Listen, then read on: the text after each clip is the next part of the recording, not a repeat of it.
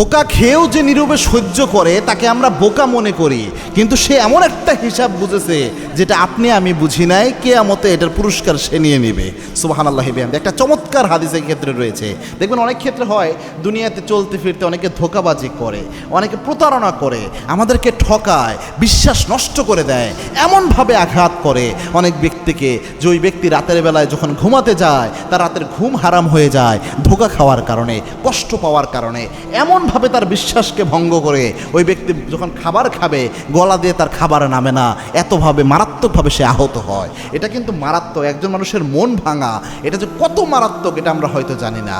তবে এই ক্ষেত্রেও যদি কেউ ধৈর্য ধারণ করে, আল্লাহর উপর বিষয়টা ছেড়ে দেয় যে আল্লাহ তুমি তাকে দেখে নিও, এই ব্যক্তির একটা পুরস্কার রয়েছে।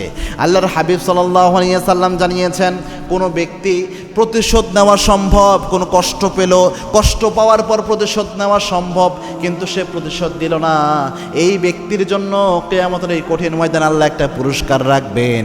সেই পুরস্কারটা হলো এই ব্যক্তিকে আল্লাহ যখন জান্নাতের ঘোষণা দিবেন, আল্লাহ বলবেন তোমার যে যে হুর পছন্দ রয়েছে ওই ওই হুরকে তুমি বেছে নাও, ওই হুরকে নিয়েই তুমি জান্নাতে চলে যাও।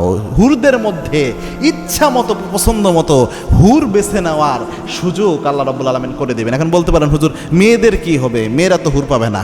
মেয়েরা কি করতে পারে?